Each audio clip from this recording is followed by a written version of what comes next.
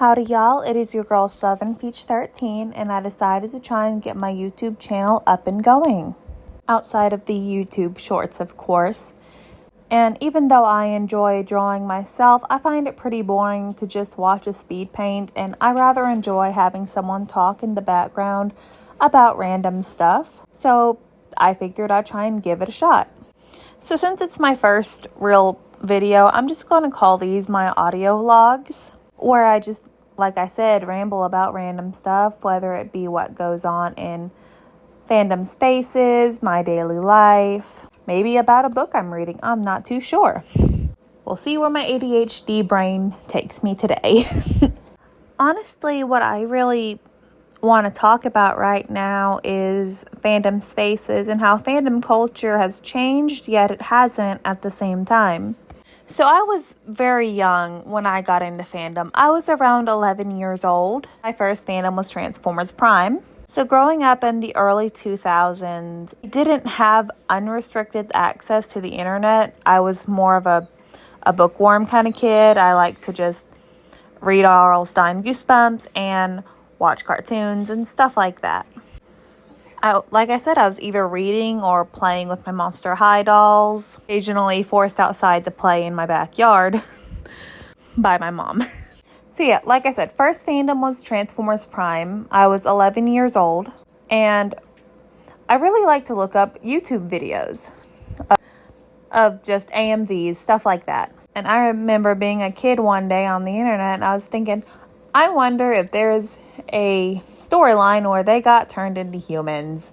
And so I looked that up, and I came across the glorious site that is fanfiction.net.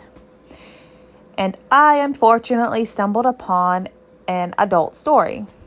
So me being a silly kid, I read it, realized this was not meant for my age group. I skipped over the more adult stuff because I got invested in the plot of the story, but I didn't want to read the more mature stuff, if you catch my drift. And that was that. I didn't really start reading fan fiction fully until around like 14-ish years old, and even then it was restricted. I wasn't raised on a phone like I feel most parents unfortunately do. I didn't really get a phone until high school, and even then I wasn't allowed to bring it to school until my junior year in said high school, where now I see kids in elementary school having having phones, having cell phones, and unfortunately unrestricted access to the internet. And with that unrestricted access to the internet, they see the more adult fandom spaces. And like I said, when I was little, I kind of had that mindset of, oh, I shouldn't read this, so I'm just going to skim over it. While I feel like younger people in fandom don't do that. They read it in full, then they get angry and upset at the adults making the content. Even though 9 times out of 10, the adults put the warnings, ratings, and everything letting you know, hey, don't read this if you're underage. Now that story I mentioned earlier did not have that, but fanfiction.net does have ratings that you have to put on, but I didn't see the rating because I was a dumb kid. But even now, adults in fandom put it in big, bold letters. And y'all want to know why we do that? Because we unfortunately got exposed to some stuff we should not have been exposed to at a young age. And we don't want that to repeat in history. A really great example of this is the brony fandom. And I say this as someone who is friends with a couple bronies that honestly aren't that bad.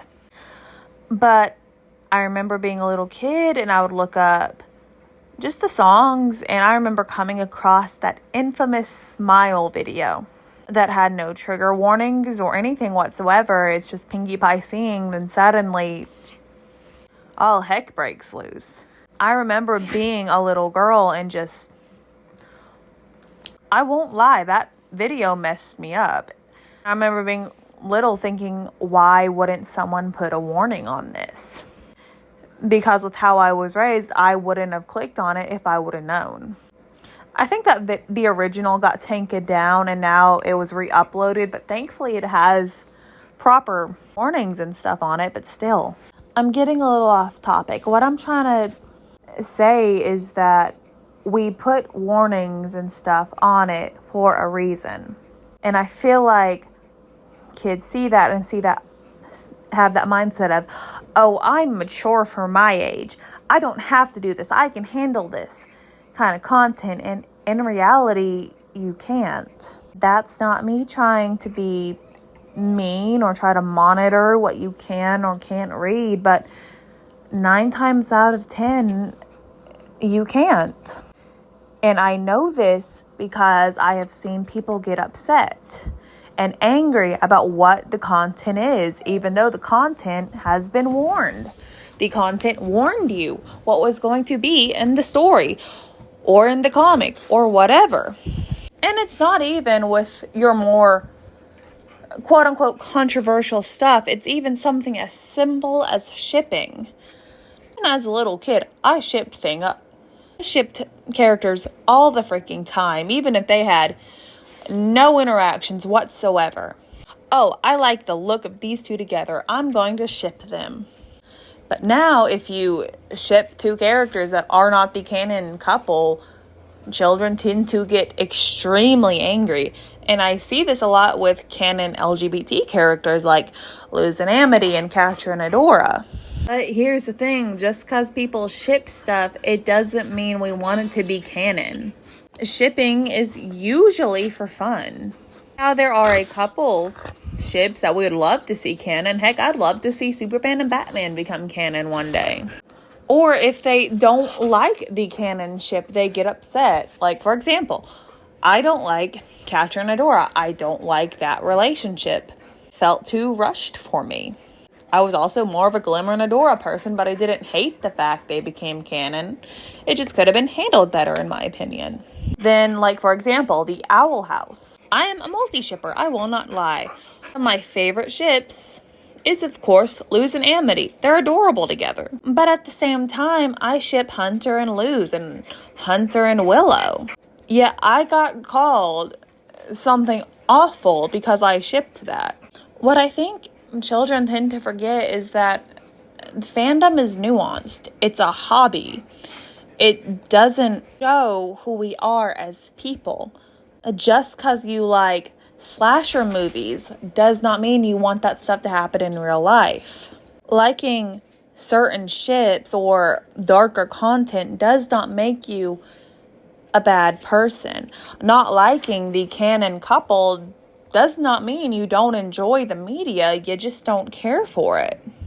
And that's perfectly fine. Fandom is supposed to be fun. And I understand there's always going to be your antis and your haters and all of that stuff. But I'm of the belief of, if you don't like it, keep scrolling. If it's not legally wrong when it comes to fictional characters, who really cares? Because I can assure you, most people are not going to care that you ship such and such character with a character that is much older than them, because they're not real. They're not real people at the end of the day. If we're talking about real people, then yes, that is a whole other conversation for a whole nother day. But just because you like darker media, like I said, it doesn't make you a bad person. If anything, it helps get very intrusive thoughts out of your mind. For example, I love to write fan fiction, and some of my stories tend to be on the much darker side. But I would not want that happen. Sorry, my words don't want to work all of a sudden. What I'm trying to say is, just because I like to write darker fiction, it doesn't mean I want that stuff to happen in real life. I would be horrified if stuff like that happened in real life. But for me personally, it helps me with my intrusive thoughts. It helps me deal with certain things that have unfortunately happened to me in real life, especially when I was young. It's my little coping mechanism. My writing is my coping mechanism, and I like to use these pre-established characters that I can relate to. to help me cope. Because in my eyes, if someone like Batman goes through something I went through as a child, then I can be strong like that character. And I can move forward and move on with my life. But that's how I cope with the things that have happened to me, and how many people do. A lot of original stories with original characters, the authors and artists tend to take inspiration from stuff that has happened in their real life and puts it in the stories. It's no different. I don't know. I feel like this is kind of all over the place. And this is low-key kind of event. Not really supposed to be a hate-filled event or anything. So I hope it doesn't come off that way. Honestly, I just want to get it out in the air and out of my system, but my thoughts and feelings about this kind of situation. Honestly, I kind of blame TikTok for this. I only really see this on TikTok once in a blue moon. Twitter. But it's really bad on TikTok, y'all. I don't know. That's all I'm gonna say. I hope y'all have a very lovely day. I wish everyone nothing but the best. Don't forget to be kind to yourself and be kind to others. And remember that you are an amazing person as long as you try. As long as you try to be good and to improve. As long as you are willing to change to be better, then you're doing amazing. I'm sending all of y'all good vibes. Hope all of y'all have a very wonderful week.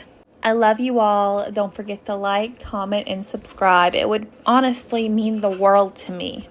And like I said, have a very lovely day. Bye, y'all.